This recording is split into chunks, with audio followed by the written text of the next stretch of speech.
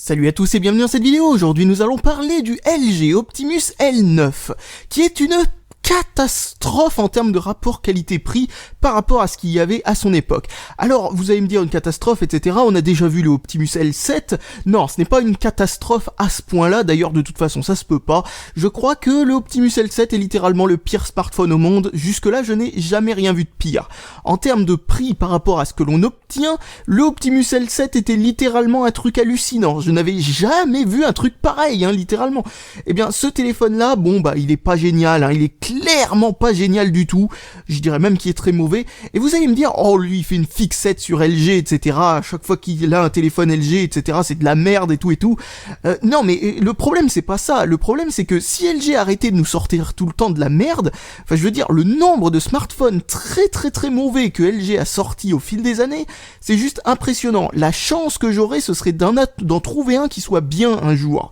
Mais vous savez, si un jour je trouve un bon téléphone chez LG, je serai le premier à le dire, je suis pas du tout quelqu'un qui a un problème contre LG. Mais jusque là, pour l'instant, j'ai l'impression que LG, ça veut dire tout simplement les guignols. Je sais, pour l'instant, c'est la seule interprétation que j'ai de ces deux lettres. Pour moi, le sigle, il veut dire ça. Non, si vous savez pas ce qu'il veut dire, en réalité, il veut dire Life is good, ce qui n'est pas bien meilleur. En réalité, on dirait un slogan complètement ridicule venant d'une marque chinoise, genre THL, Technology Happy Life. Enfin, vous voyez des trucs comme ça. Enfin, bon, heureusement qu'il ne le marque plus, parce que la première fois que j'ai vu que ça voulait dire Life is good, c'était écrit en bas en sous-titre en dessous de la marque sur un écran cathodique.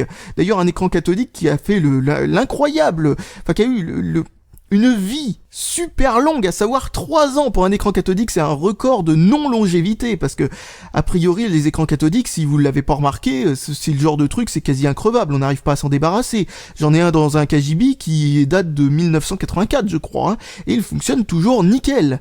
Donc bref, LG fait de la merde, et LG a continué à faire de la merde avec ce téléphone-là, mais si vous êtes un pro LG, on va dire, je sais même pas pourquoi ça existe, parce que passons, je veux dire, le téléphone avec lequel je vais comparer ce téléphone le plus dans cette vidéo, ce sera le Nexus 4, qui justement a été fait par LG, et qui justement coûtait moins cher que celui-là. Il a toujours coûté moins cher ou le même prix pendant tout le long de la vie de ce téléphone.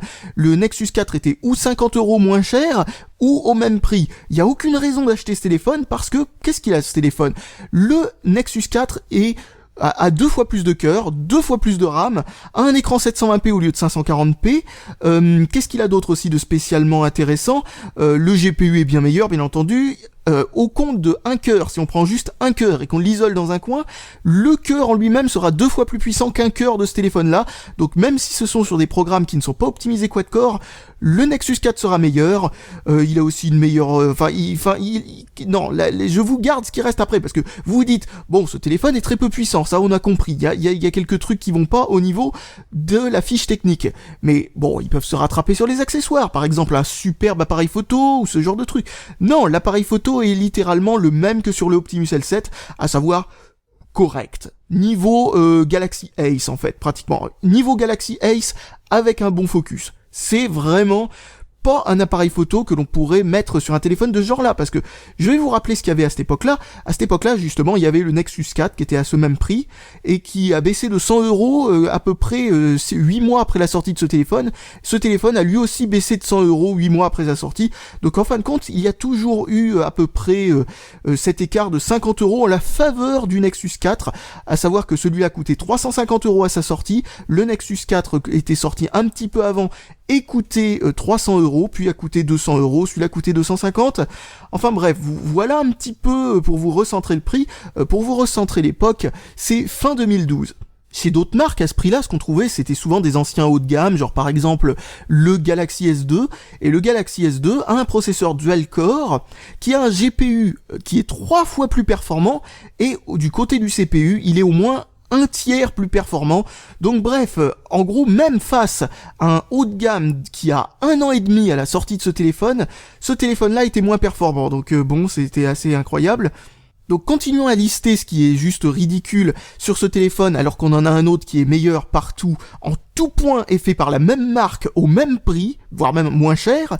Le Nexus 4 a un écran 4,7 pouces, exactement comme celui-là, 720p au lieu de 540p, Il a du Gorilla Glass pour protéger l'écran, celui-là a un écran standard, sans aucune protection anti-rayures, du coup il est très facile à rayer, il est même fourni avec un protège-écran, ce qui est assez rare pour des téléphones de grande marque. Pour ce qui est de l'autonomie est franchement dégueulasse pour un téléphone qui est aussi cher pour ce qu'il contient en tant que, enfin au niveau technique quoi. L'autonomie, en gros, en utilisation standard avec mon test normal, le test que je fais habituellement sur les téléphones, etc., etc. Vous savez, je vous dis toujours cette utilisation normale entre guillemets et je vous donne un nombre d'heures. La moyenne c'est 5. Bon, parfois on a des téléphones qui font 4,5, parfois on a des téléphones qui font 6. Celui-là fait 3, ce qui est moins que le Galaxy S2, ce qui a été d'ailleurs lui-même assez souvent critiqué par certaines personnes, pas par les testeurs, mais par les utilisateurs, comme ayant une autonomie qui est assez moyenne. Ben voilà, celui-là a la même autonomie, voire un peu moins. Il est sorti beaucoup plus tard. Il est certes moins cher, vu que, si on compare le prix de sortie du Galaxy S2 au prix de sortie de celui-là, mais à la même époque, on pouvait trouver les deux téléphones pour à peu près le même prix, donc c'est assez difficile à justifier. Tout ça mis bout à bout en fait un téléphone qui est très moyen. Mais, c'était sans compter sur l'habituel talent de LG, qui est de rendre le téléphone 1000 fois moins puissant, juste en mettant leur firmware à la con dedans. Pour information, c'est le même que celui du Optimus L7, sauf que sur le Optimus L7, on avait virtuellement 0 mégaoctets de RAM pour faire fonctionner son téléphone. Sur celui-là, eh bien, on a à peine plus de RAM disponible que ce que l'on aurait logiquement sur un téléphone avec 512 MO de RAM, alors que nous avons 1 gigaoctet de RAM. Donc attends, faisons le tour des caractéristiques de ce téléphone-là. Donc, nous avons un Texas Instruments OMAP comme processeur là-dedans, une version 1 GHz avec un GPU PowerVR je sais plus quoi qui est compatible OpenGL 2.0 et qui est vraiment pas terrible au niveau du GPU. Comme je le disais, si on compare à celui-là du Galaxy S2, nous avons un truc qui est 3 fois moins performant, mis sur un écran qui est plus grand, enfin plus haute résolution surtout, parce que plus grand ça on s'en fiche, mais qui a une résolution de 540p au lieu de 480, donc nous avons un GPU moins performant sur un écran plus difficile à utiliser, à traiter par le GPU, parce qu'il aura bien entendu plus de pixels à rendre. Ensuite nous avons 1 gigaoctet de RAM et 4 gigaoctets de ROM, comparé au Nexus 4 qui a 2 gigaoctets de RAM, 8 gigaoctets de ROM dans sa version qui coûte 50 € de moins que celui-là, et celle qui coûte le même prix que celui-là, 16 gigaoctets de ROM. Enfin, quand je dis ROM, je veux dire mémoire interne, si vous préférez, parce que c'est un petit peu un abus de langage, mais bon, comme tout le monde le fait, pourquoi pas moi. Et donc, voilà, nous avons un téléphone qui est vraiment, comme je le disais, au même prix que le Nexus 4. C'était même pas une promo, c'était son prix normal, au même prix que le Nexus 4 à la même époque, avait juste moitié moins dans toutes les catégories. Vous vous dites nombre de cœurs, moitié moins, puissance par cœur, moitié moins, RAM, quantité de RAM, moitié moins, quantité de ROM, moitié moins, c'est résolution par moitié moins, mais quand même moins, la qualité de l'appareil photo, bon, je suppose que ça, là par contre, ça doit être à peu près la même, mais bon, autonomie, moitié moins, enfin bon, allez-y, continuez comme ça, hein, franchement, vous pouvez y aller. Et quantité de RAM libre, s'il y avait eu que 1 gigaoctet de RAM disponible dans le Nexus 4, il y en aurait quand même plus dans le Nexus 4 que dans ce truc-là, parce que le firmware là-dedans, il est incroyable. Vous avez beaucoup de RAM de gaspillé, mais vous avez aussi une très mauvaise gestion des applications en arrière-plan, et une très mauvaise gestion aussi de la libération de RAM quand il y en a besoin, etc. Ça met toujours 3 plombes à libérer la RAM, du coup, ça fait un gros lag dès qu'il y a besoin dès qu'on a besoin d'un peu plus de RAM. Enfin, c'est très agréable à utiliser comme téléphone. Donc rappel rapide de ce que je ne dis pas dans une vidéo rétrospective. Nous allons parler de ce que fait le téléphone à son époque, nous avons déjà parlé de ce que valait le téléphone à son époque, nous allons parler aussi de ce que vaut le software, nous allons voir ça bientôt, mais nous allons pas parler des ROM custom. D'ailleurs, en parlant de ça, quasi aucune ROM custom sur ce téléphone-là arrive à faire fonctionner l'intégralité des périphériques comme il faut, notamment des fois il manque le GPS, ou il manque le Bluetooth, ou des trucs comme ça, enfin bon bref, il manque il manque des trucs dans les firmware custom, donc bref, je pense pas que ce soit intéressant de s'attarder sur ce point de toute façon. Mais voilà, je n'en parlerai pas, parce que je veux refléter l'utilisation, on va dire, d'une personne normale sur ce téléphone. Donc allumons l'écran, ça met déjà 3 plombes comme vous l'avez vu à se déverrouiller. Donc ensuite, bon, vous voyez que c'est quand même plus fluide, mais en même temps on a un processeur qui est quand même beaucoup plus puissant que l'Optimus L7, mais heureusement. Mais ça reste absolument pas du tout, comment on dit, voilà, c'est pas parfait quoi, c'est pas comme on s'attendrait à avoir avec un téléphone avec des caractéristiques de genre. D'ailleurs, allons sur une page assez assez volumineuse sur Firefox, et vous allez voir tout de suite le problème, c'est que pour un téléphone avec 1 gigaoctet de RAM, nous avons de grosses difficultés à pouvoir charger des grosses pages et ce genre de trucs quoi. C'est vraiment assez, bon, vous voyez que c'est un petit, enfin voilà, il y a des crans etc. C'est pas 100% fluide, mais ça jusque là c'est pas non plus le gros problème de ce téléphone. Non, le problème de ce téléphone, c'est que vous allez voir que pour un téléphone avec 1 gigaoctet de RAM, suffit d'ouvrir un onglet dans Firefox ou dans Chrome ou peu importe, et très rapidement vous allez saturer la RAM à tel point que vous avez ces fameux problèmes, parce que ça c'est pas des problèmes de fluidité là, ces crans, c'est des problèmes de RAM de RAM qui est rempli à bloc quoi. Et donc dès que l'on revient sur le launcher, vous voyez que ça met un certain temps. Ça c'est intolérable pour un téléphone payé 350 € quoi. Je veux dire, on a payé un téléphone 350 €, comme je le disais encore une fois, le Nexus 4 à côté qui est incomparable et qui est totalement utilisable aujourd'hui. Celui-là reste utilisable aussi aujourd'hui, mais on voit qu'il est sur ses rotules. Là, c'est fini, c'est bientôt la fin de l'utilisabilité de ce téléphone. Alors l'optimisation de cette ROM, comme je le disais, n'est pas terrible, mais il n'y a pas que l'optimisation qui est pas terrible, il y a aussi le reste de la ROM, quoi. Le fait que, par exemple, vous avez ce truc-là, à chaque instant, à chaque démarrage, vous demande de télécharger toutes les petites choses complètement inutiles que LG a décidé de mettre avec sa surcouche. Vous voyez, il y a toute une liste de trucs qui n'a aucun intérêt, genre un gestionnaire de fichiers, des fonds d'écran animés, je suppose, un truc qui une suite bureautique, un truc pour traduire ou je sais pas quoi, et un espèce de truc complètement inutile qui est une sorte de widget météo, etc., que si j'essaye de le télécharger, il ne veut tout simplement pas l'installer. Je sais pas si c'est parce qu'il y a un lien mort du côté de chez LG sur leur serveur, mais vu que je ne peux pas installer ce truc-là, je ne peux pas faire taire ce truc. Et si je désinstalle des trucs parce que j'en veux pas, parce que ça m'intéresse pas ou ce genre de choses, il va nous narguer à chaque démarrage pour nous dire de l'installer. Mais c'est franchement, mais est-ce qu'au moins ils ont utilisé leur téléphone avant de se dire si c'était un truc pertinent ou pas à faire quand on fait un téléphone quoi? Parce que pour information, moi je vois ça, mais je me dis en tant qu'utilisateur, mais c'est casse-pied quoi, c'est tellement casse-pied. Tu te dis le constructeur du téléphone, s'il avait utilisé son produit au lieu d'utiliser un iPhone visiblement, eh bien il se serait dit ah ouais non, en tant qu'utilisateur j'ai pas envie d'avoir un truc comme ça, c'est pas bien, c'est pas pratique, c'est embêtant quoi, c'est perturbant quoi, c'est vraiment.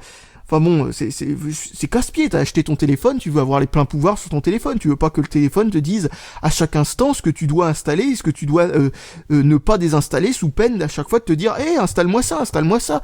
Non mais c'est complètement débile, quoi. Bon voilà, encore un gros lag comme d'habitude inexplicable parce que je n'ai rien fait de spécial de plus comme vous l'avez vu, donc bon ok, il m'a tellement perturbé, j'en étais sans voix encore une fois, mais c'est pareil aussi pour le truc des notifications, des fois on le déplie et puis on se rend compte que ça fait pom pom pom, on sait pas pourquoi, alors que des fois c'est fluide. L'un des seuls trucs qui est assez intéressant dans cette ROM, c'est ceci. Vous avez des espèces de petits trucs, mais ça fait pas avec toutes les applications, hein.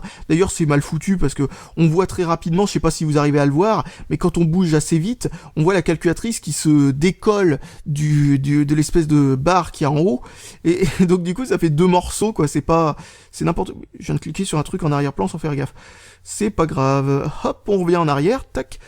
Et donc, bon voilà, et vous avez aussi, mais ça fait pas avec toutes les applications, comme je le disais, il y en a que très peu, quoi. Il y a un navigateur internet, un truc vidéo, un mémo que j'ai jamais ouvert, je me rends compte. Oui, voilà, bon, c'est très classique. Bref, voilà, ça pourrait être utile, ça pourrait être marrant, ça pourrait être amusant, quoi. Mais, personnellement, je vois pas, enfin, si c'est ça qui fait gâcher à cette ROM plus de 200 mégaoctets de plus que n'importe quelle ROM Android stock ou même custom, je veux dire constructeur qui serait mieux foutu, personnellement, je préfère ne pas avoir cette fonction, quoi. Donc bah voilà, un truc qui est amusant avec ce téléphone, c'est qu'il n'y a pas de capteur de luminosité, enfin a priori il n'y a pas de capteur de luminosité, donc la luminosité ne se gère pas automatiquement par rapport à la luminosité ambiante. Donc à chaque démarrage, la luminosité, quand vous venez juste de démarrer le téléphone, la luminosité est systématiquement à fond. Alors vous êtes obligé de rectifier ça à chaque démarrage parce que il croit bon de ne pas remettre la luminosité telle qu'elle était au moment d'éteindre le téléphone lors du démarrage. Ça le met systématiquement à 100%. Je sais pas exactement pourquoi. Alors du coup, on est obligé de le modifier. Et bon, bah voilà, c'est assez pratique à modifier, bien entendu. Mais pourquoi il n'y a pas de capteur de luminosité automatique ? Je ne sais pas. Alors qu'on trouvait ça dans des téléphones moitié moins cher, quoi. Je sais pas pourquoi, bon, c'est pas grave. Donc faisons un petit tour des applications qu'on a tendance à utiliser. Donc on va ouvrir le gestionnaire de page Facebook. Alors, attendons que ça arrive. Bon, ça a été relativement plus rapide que d'habitude. Donc voilà la fluidité du truc. Bon, c'est pas exceptionnel, hein, mais disons que bon, enfin voilà, si ça s'arrêtait à là, le téléphone serait tout à fait convenable. Maintenant, allons voir Twitter. Donc hop, encore une fois un petit écran blanc qui dure un certain temps. Bon, celui-là de Facebook est censé normalement durer plus longtemps que celui-là de Twitter, donc je sais pas pourquoi celui de Facebook a pas duré très longtemps cette fois-ci. Donc regardons ce qui se passe dans les, je vais appeler ça les spams. Donc bon voilà, hein, ça marche tout à fait convenablement, hein, comme je le disais. Mais le problème, c'est que la RAM disponible est vraiment, vraiment mauvaise, et surtout, aléatoirement, il y a des problèmes que l'on ne peut jamais prédire, et qui viennent comme ça, comme un cheveu sur la soupe, nous bousiller l'expérience utilisateur, et aussi le fait que, il y a aucun multitâche dans ce téléphone, à cause du peu de RAM disponible pour un téléphone avec 1 gigaoctet de RAM, quoi. Je veux dire, la plupart des téléphones avec 1 gigaoctet de RAM ont au moins 400 mégaoctets de RAM libre en arrière-plan. Celui-là, on a que 300 quand on a de la chance, quoi. Donc c'est vraiment assez impressionnant, quoi, de voir ça. Donc maintenant, allons voir Google Chrome. Donc, je sais pas si j'arriverai à vous le montrer, parce que bon, je sais pas pourquoi ça met si longtemps à charger, mais bon, pourquoi pas, hein. Donc je sais pas si j'arriverai à vous le montrer vraiment bien comme il faut, mais quand vous utilisez ce téléphone, eh bien, c'est vraiment très aléatoire. Pendant 10 minutes, ça marche très bien. 20 minutes, ça marche très mal. 20 minutes, ça marche très bien, etc., etc. Enfin, voilà, ça alterne. Là, par exemple, je sais pas pourquoi ça met aussi longtemps à charger une simple petite page, voilà, qui contient pas grand chose. Donc, on va cliquer là. Je dis bien, on va cliquer là. Et là, nous devrions avoir le clavier qui vient. Voilà, il met un certain temps à venir, hein. C'est assez spécial de voir. Putain, et là, ça a complètement frisé, quoi. Voilà, bon. Nous sommes sur un téléphone à 350 €, encore une fois, hein, ce qu'on pouvait considérer comme étant un milieu de gamme à l'époque, parce que à l'époque, à l'époque, il y avait quand même un truc qui s'était passé, c'est que nous avions en fait la gamme de 200 à 300 € qui a glissé vers 100 à 200 € à cette époque-là. Ce qui veut dire qu'en fin de compte, nous avions vraiment un vrai bas de gamme Android à cette époque-là. Et il y avait cette fameuse gamme qui venait juste d'être créée de 200 à 300 €, peut-être même jusqu'à 400 €, qui était plus ou moins un milieu de gamme, et dedans on trouvait encore une fois le Nexus 4, créé par le même constructeur, donc c'est dire comment ils ont fait pour ne pas se rendre compte qu'il pouvait y avoir un problème, quoi. Le même constructeur sortant des mêmes usines, ils te sortent ça au même prix que le Nexus 4, et après ils se demandent pourquoi celui-là il a pas fait long feu en termes de, enfin il a pas bien vendu, ce téléphone c'est pas bien vendu du tout, à part avec SFR ou des choses de genre, quoi. Enfin je veux dire en tant que téléphone qui est donné avec un forfait, parce que sinon ce téléphone-là il a été remplacé même pas un an, seulement 8 mois plus tard par le L9 II, qui est en réalité juste le Nexus 4 qui a été mis dans une coque de L9. En parlant de ça d'ailleurs, la coque de L9, on y perd très rapidement au change, quoi, parce que ce téléphone est extrêmement léger. Franchement, j'ai jamais vu un téléphone de marque aussi léger, c'est impressionnant comme la qualité de construction semble mauvaise, quoi, à première vue. Le plastique est craque et tout ça, enfin il croustille, quoi, j'appelle ça croustiller parce que c'est pas craquer du genre clac clac clac, non, c'est juste il grince, quoi. Et donc c'est assez étonnant pour un téléphone qu'on a payé si cher, encore une fois.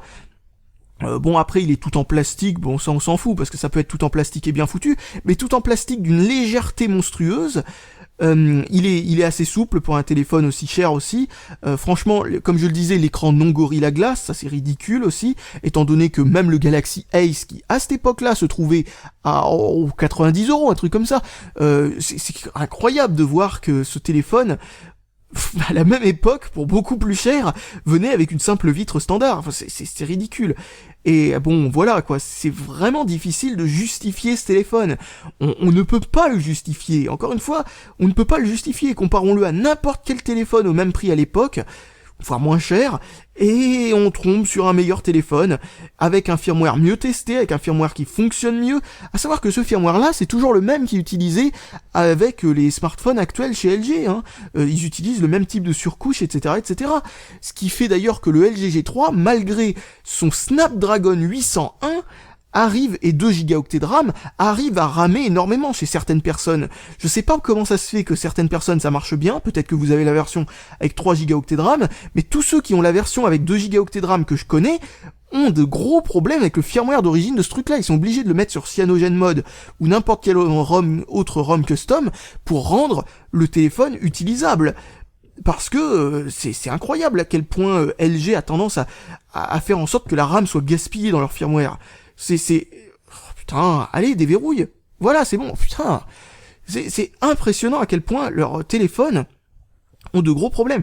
Et ce téléphone-là m'a été donné par quelqu'un qui l'utilisait avec pratiquement 0 application d'installer dedans, quoi. Il y avait les applications données de base et c'est tout, pratiquement. C'est tout, quoi. Et la personne en question avait des bugs monstrueux, des lenteurs monstrueuses, avec rien d'installé. Je sais pas si vous vous rendez compte du problème, c'est que habituellement on peut se dire, bon ok, vous avez une application en arrière-plan qui fait de la merde sur votre téléphone, bon, trouvez quelle application fait de la merde et hop, le téléphone devient d'un coup extrêmement plus fluide. Mais non, là c'était avec rien d'installé dedans, juste le système d'exploitation d'origine, et c'est tout. Il y avait que Snapchat, il me semble, d'installer comme application qui n'était pas donnée avec. Et donc... c'est quand même incroyable de voir que non, ce téléphone-là ramait quand même. Et alors, je vais vous montrer un truc qui était drôle. Ça, c'était avant que je fasse un factory reset, justement, sur ce téléphone utilisé par cette personne. Et comme vous pouvez le constater, qu'est-ce que c'est que ce bug bizarre qui fait qu'il y a des applications qui ont envie de s'installer en arrière-plan et qui restent bloquées comme ça, quoi. Vous l'éteignez, vous le rallumez, ça reste bloqué comme ça à nouveau. Impossible d'annuler ça, etc. C'est juste un gros bug en arrière-plan. Vous êtes obligé de faire un factory reset pour pas qu'on ait ces deux trucs, obligé de faire un factory reset. C'est pas sûr, peut-être qu'en allant fouiller dans les paramètres et tout ça, vous savez, vous êtes un utilisateur relativement avancé, vous savez qu'il suffit d'aller dans paramètres des applications ici, puis ensuite vous allez dans toutes les applications quand ça aura fini de charger, voilà, et ensuite vous trouvez quelle est l'application qui pose problème, sûrement que c'était le Google Play Store lui-même, donc vous le cherchez dans la liste, et ensuite vous effacez attends, on va le trouver juste pour que je puisse vous le montrer directement, voilà, vous prenez le Google Play Store, puis vous faites effacer les données ou un truc comme ça, et puis ça peut-être que ça remarche, mais quel utilisateur lambda penserait à faire ça pour faire fonctionner son téléphone comme il faut. Et moi, juste après le factory reset, je l'avais utilisé que depuis 2 heures. 2 heures. Et regardez-moi le bug magique que je vous ai montré. Une corruption graphique. Et c'est pas un problème de hardware, hein, parce que ce téléphone-là, sinon, aucun problème de plantage ou je ne sais pas quoi avec une ROM custom ou ce genre de choses. Hein. Certes, les ROM custom ont pas tendance à être bien fignolées dans ce téléphone-là, mais voilà, j'ai jamais eu de problème de plantage ou je ne sais pas quoi. Avec la ROM d'origine, par contre, oh là là, mais qu'est-ce que c'est que ce truc ? Ah oui, et puis j'oubliais quelques trucs encore. Le haut-parleur, par exemple, de ce téléphone est vachement faible. J'avais l'impression, très franchement, d'avoir un haut-parleur comme il y a habituellement sur ces fameux smartphones chinois. Là, on était au maximum, hein, pour information, et bon, ça reste assez fort quand il s'agit d'un jeu ou des trucs comme ça. Mais souvent, les vidéos sur YouTube, elles ne sont pas très très fortes au niveau du son, quoi. Elles ont tendance à avoir besoin, on va dire qu'on monte le son un petit peu au-delà de ce que pourrait permettre ce truc-là pour pouvoir entendre quelque chose avec le haut-parleur. Et bon, a priori, les grandes marques, et même sur des téléphones beaucoup plus vieux que celui-là, ont l'habitude de permettre ça, mais non, pas sur celui-là. On a vraiment un haut-parleur où à chaque fois que vous regardez une vidéo, que ce soit sur Netflix ou un truc que vous mettez vous-même dans la mémoire interne ou une vidéo sur YouTube, et à chaque fois, ça manque jamais. On est obligé de tendre l'oreille, etc. Écouter ça dans une pièce parfaitement où vous entendez rien, quoi, il y a pas de bruit de fond, etc., etc. Et même comme ça, c'est pas super agréable, quoi. Donc maintenant, ce qu'on va voir, c'est Beach Buggy Blitz, pour vous montrer un petit peu les limitations du processeur, même s'il y a un truc quand même à dire, c'est que en jeu, le téléphone reste relativement convenable, Mais voilà, il y a certains jeux comme celui-là qui fait des micro-freeze tout le temps. Donc, mais bon, avec le GPU qu'il y a dans ce téléphone, de toute façon, on peut pas s'attendre à des miracles. Hein. Donc, a priori, en jeu, bon, ils ont pas vraiment gâché les performances du processeur, mais c'est encore pire de gâcher les performances du processeur en utilisation normale qu'en jeu, parce qu'en jeu, bon, on n'est pas tous à jouer sur téléphone, surtout à cette époque-là.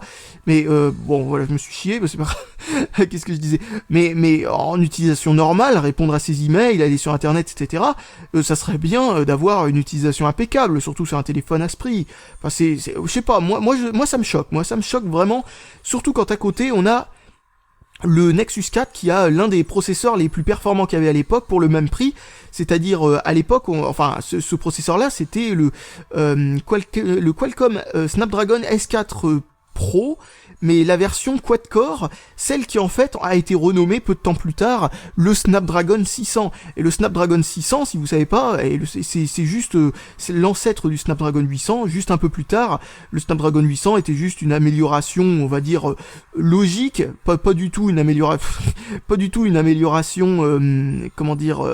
conséquente du processeur. Hein. C'est juste on augmente la fréquence, on améliore par-ci par-là, on fait des optimisations et tout ça. Mais le Snapdragon 800, le processeur légendaire qui a littéralement quasiment tué toute concurrence en fait sur purée, je me débrouille trop mal. Qu'est-ce que je disais? Oui, le Snapdragon 800 a littéralement tué toute concurrence. Je veux dire, après ça, Samsung est resté pendant une génération complète sans sortir de processeur pour smartphone. Il y a aussi Nvidia qui eux aussi n'ont toujours pas sorti de processeur pour smartphone, etc. Ça a tué la marque Texas Instruments sur le marché du smartphone.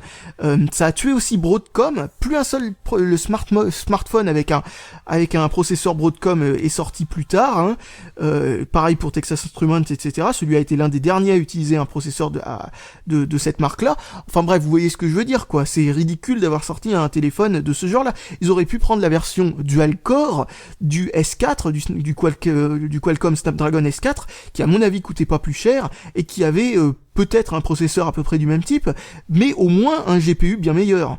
Donc bref, si vous avez réussi à suivre ce que je viens de dire, vu que j'étais en train de jouer à ce jeu en même temps, eh bien, ce que je voulais dire, c'est que il y avait aucune raison de prendre un Texas Instruments OMAP, qui est vraiment un processeur il a été envisagé il a même été utilisé pour dans une version meilleure que celui-là, en plus. La version à 1,2 GHz, c'est pas la version à 1 GHz, a été utilisée pour une version un peu plus bas de gamme du Samsung Galaxy S2.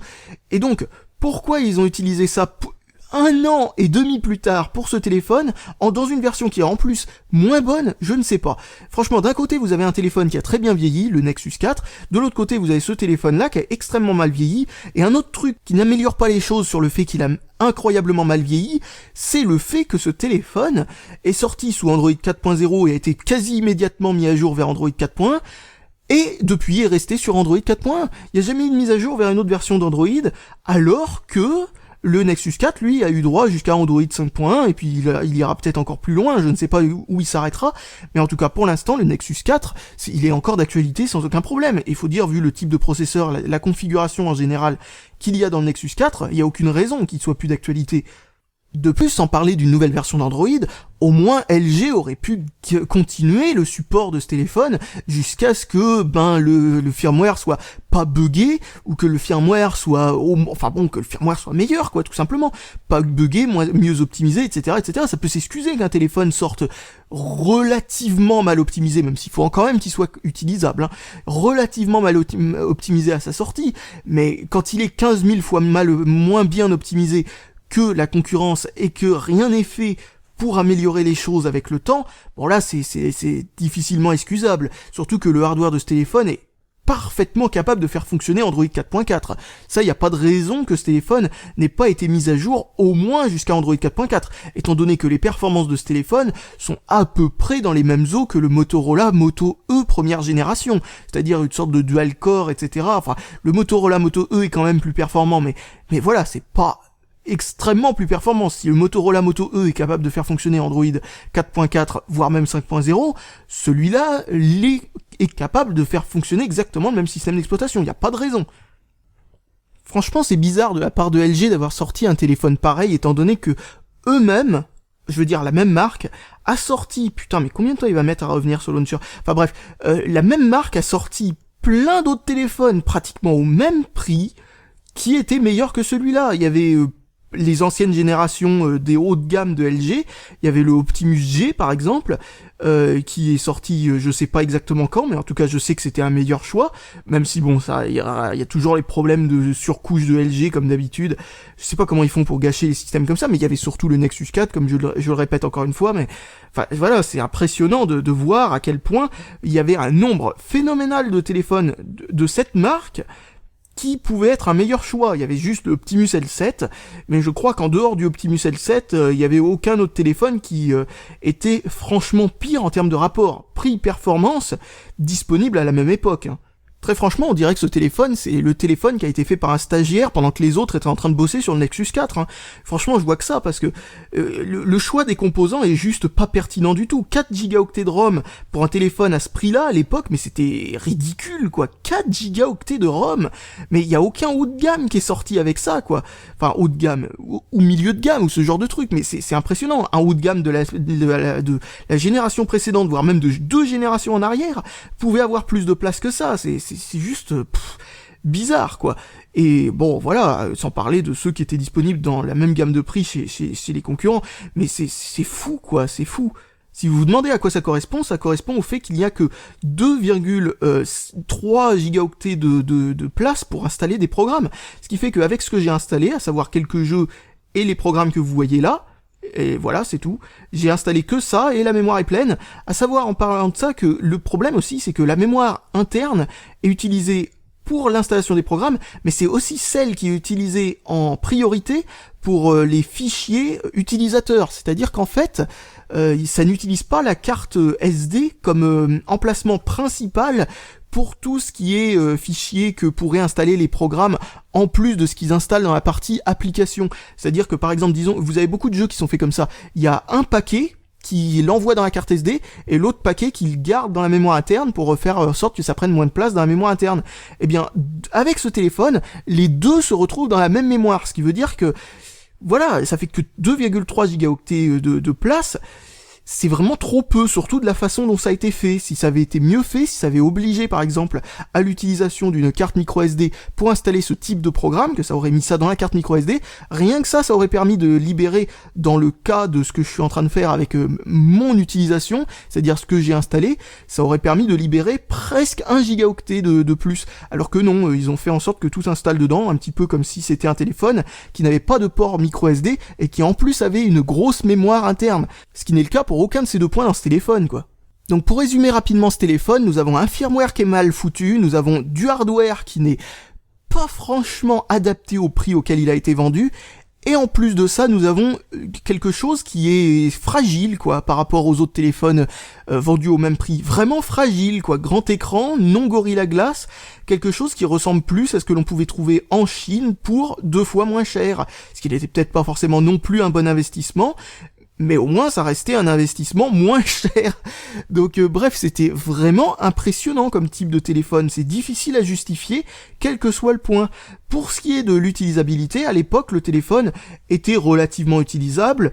Maintenant, de nos jours, en tant qu'utilisation téléphonique, ça reste convenable, bien entendu, enfin même complètement utilisable, même si ça a des lags un peu par-ci par-là, mais ça c'est des lags qu'il y avait dès le départ, c'est-à-dire que dès le départ, avec ce téléphone, rien que le fait d'ouvrir la messagerie, les SMS, ou je sais pas quoi par exemple, rien que le fait d'ouvrir ça, parfois peut durer 15 plombes, alors que des fois ça s'ouvre instantanément, comme là, où ça s'ouvre relativement rapidement.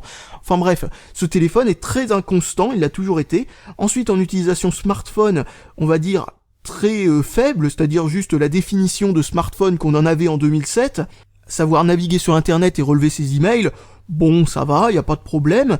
Pour ce qui est d'avoir une utilisation, on va dire, moyenne, ça va encore. Pour ce qui est d'une utilisation intensive, pas vraiment. Non, là, c'est foutu déjà. Mais pour une utilisation relativement moyenne, on va dire un truc un petit peu comme je fais là, actuellement, avec ce que j'ai installé, vous voyez à peu près le type d'utilisation. Bon, ça va, c'est raisonnablement utilisable. Bon, faut faire, mais ça c'est un truc depuis le début de ce téléphone, hein. Que ce soit quand il était neuf ou maintenant, il faut faire avec les bugs, il faut faire avec la lenteur, etc., etc. Ce qui fait que Que ce soit à l'époque ou maintenant, c'est quelque chose que je ne mettrai pas entre les mains de quelqu'un de débutant ou ce genre de choses. Je veux dire, prenez ça ou prenez un Nexus 4. Le Nexus 4 a beau être une plateforme plus ou moins de bêta-test de Google pour les nouvelles versions d'Android, c'est beaucoup plus stable que ça. Et alors que pour une plateforme de bêta-test, c'est pas normal. Je veux dire, habituellement, une plateforme, enfin, j'appelle ça une plateforme de bêta-test parce que ils le disent pas comme ça, on va dire, officiellement. Mais si vous regardez, par exemple, le fait que c'est eux qui ont inauguré Android 5.0 et que pendant les 4 premiers mois d'Android 5.0, il y avait plein de bugs, etc., des problèmes d'autonomie, des problèmes de fuite mémoire, des trucs de genre. Oui, c'est vraiment une plateforme qui sert à tester la prochaine version d'Android. Ça se voit. Pour Google, c'est à ça que ça sert. Et bien, malgré ces problèmes, ce téléphone reste moins stable qu'un Nexus à ses pires moments, quoi. C'est vraiment... Enfin, voilà, donc c'est vraiment un truc que je mettrais pas entre les mains de n'importe qui, parce que le n'importe qui, va dire classique, va se demander pourquoi il ouvre Google Chrome et ensuite il essaye de faire venir le clavier. Bon, à chaque fois que je vais vous le montrer, ça va vite, mais si un de ces jours, je vous le montrerai, si je fais en sorte que la vidéo dure 15 heures, et le clavier, vous vous dites, mais il viendra jamais, combien de temps ça va mettre? Et 15 secondes plus tard, et j'exagère même pas, le clavier finit par apparaître, ou plus encore que 15 secondes plus tard. Enfin, c'est parfois vraiment n'importe quoi. Un coup ça va très bien, un coup ça va très mal. C'est vraiment un téléphone qui est inquiétant à l'utilisation. Bon, regardons ce que donne l'appareil photo, parce que je viens de me rappeler que j'ai oublié de parler de l'appareil photo plus en détail. Donc regardons ce que donnent des photos prises avec ce téléphone. Comme je vous l'ai dit, c'est littéralement la même chose que le Optimus L7, sauf que bizarrement j'ai l'impression que les photos sont plus sombres sur ce téléphone. Je sais pas pourquoi, parce que a priori, quand je vois ce que ça donne dans le noir ou ce genre de choses, avec le flash ou ce genre de truc, c'est pareil que le Optimus L7 a priori, mais bon, je sais pas si c'est software ou je sais pas quoi, j'ai l'impression qu'il prend des photos un peu plus sombres. Bizarre. Bon, bref, en tout cas, c'est dans les mêmes eaux, donc c'est pas exceptionnel du tout, surtout sur un téléphone à ce prix. Bon bah voilà, ce téléphone n'était pas une torture à utiliser, bon, il était... Voilà, utilisable encore une fois, mais je veux dire, si j'avais payé le jour de sa sortie 350 € pour ça, ou 300 € un petit peu après sa sortie, et que ce téléphone aurait si mal vieilli, ou voire même qu'il rame dès le départ, ou dès la mise à jour Android 4.1 du moins, eh bien, je me dis, mais je me serais dit, dis donc, mais putain, j'ai vraiment fait un très très mauvais choix. Je veux dire, au même prix, t'as le Nexus 4, certes, il pouvait être difficile de l'obtenir parfois, parce que, bon, à l'époque où le Nexus 4 venait juste de sortir, à peu près à la même époque que ce téléphone-là, le Nexus 4 avait une fâcheuse tendance à être en rupture de stock. Mais comme le OnePlus One, un peu plus récemment, bah, il suffit de vérifier toutes les 2 semaines et au bout d'un moment, on finira bien par en avoir un, ça y a pas de souci, il suffit de pas être trop pressé. Celui-là, on pouvait l'avoir peut-être plus ou moins immédiatement, même si je ne l'ai jamais trouvé en magasin à son époque. Le seul moment où je l'ai trouvé, c'est sur les catalogues genre SFR, ce genre de truc. Mais sinon, franchement, voilà, j'y reviens à ce téléphone-là, à ce prix-là, c'est ridicule. Je veux dire, avoir des spécifications aussi mauvaises, avoir une qualité de fabrication aussi moyenne, avoir un système d'exploitation qui marche si mal, et en plus n'avoir aucune mise à jour, je veux dire, quel est le bon point là-dedans? Il y a que c'est comme si on avait que des comment on appelle ça? Des contreparties, on a que des contreparties, mais en échange d'absolument aucun avantage. Donc on se demande vraiment pourquoi on aurait pris ce truc. C'est pour ça que parfois vous avez l'impression que je suis trop exigeant envers certains téléphones. C'est parce que vous comprenez pas que, ok, le téléphone peut être utilisable, mais c'est pas parce que le téléphone est utilisable que le téléphone est un bon téléphone. Parce qu'un téléphone peut être vachement utilisable, mais s'il est vendu 1000 € et qu'il a des caractéristiques de téléphone à 200 €, d'un coup, c'est ok, il est utilisable. Mais à quoi ça sert comme modèle? Pourquoi quelqu'un achèterait ça? À moins de trouver le design absolument magnifique, et encore, franchement, faudrait le faire, hein, parce que le design n'a rien de spectaculaire, hein, je trouve. Mais bon, à moins d'avoir vraiment un truc bizarre envers ce téléphone, il n'y a aucune raison logique et objective de préférer ce téléphone plutôt qu'un autre. Rien du tout. Donc voilà, c'était le Optimus L9 de chez LG, un téléphone un peu foutage de gueule sur les bords, dirons-nous, qui a été vraiment, je sais pas, sous-dosé sur tous les points par rapport à son prix, mais je sais pas ce qu'ils avaient en tête chez LG.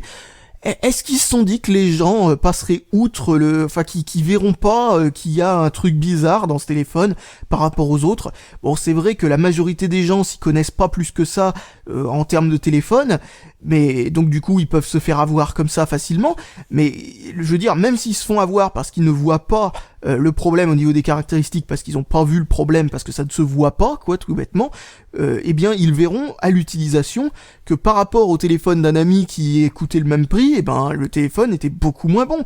Ça c'est vraiment le truc bizarre avec ce téléphone là, quoi. Et si vous vous demandez si le Nexus 4, vu qu'il s'appelle Nexus 4, vous allez vous dire peut-être qu'il est 4 pouces. Non, en plus le pire c'est qu'il est 4,7 pouces exactement comme celui-là. Je veux dire, il y a absolument aucun truc qui justifierait ce téléphone plutôt que le Nexus 4, à part le port micro SD. Mais quand on voit qu'on a aussi peu de mémoire interne dans ce téléphone-là, à quoi ça sert d'avoir un port micro SD si c'est pour faire en sorte qu'on ne puisse rien stocker en interne, parce que par défaut le firmware est fait pour faire en sorte que c'était comme s'il n'y avait pas de port micro SD. C'est en gros, le firmware est fait que, en fait, le port micro SD sert juste pour ajouter de la mémoire, pour mettre sa musique ou des films ou des trucs comme ça, mais tout ce que fera le téléphone ignorera l'existence de la carte micro SD. Ce qui veut dire que c'est pas du tout pertinent. Si ça avait été fait en sorte que la carte micro SD soit utilisée, etc., à son plein avantage, etc., ok, à la limite, ce téléphone aurait peut-être eu cet avantage pour lui, mais même pas, parce que c'est trop mal foutu pour faire ça. Donc voilà, je sais pas ce que LG avait en tête à cette époque-là, mais puis ça s'est pas beaucoup amélioré de nos jours, même si ça reste meilleur, justement parce que maintenant, au moins, les caractéristiques sont au moins égales à ce que les autres constructeurs proposent.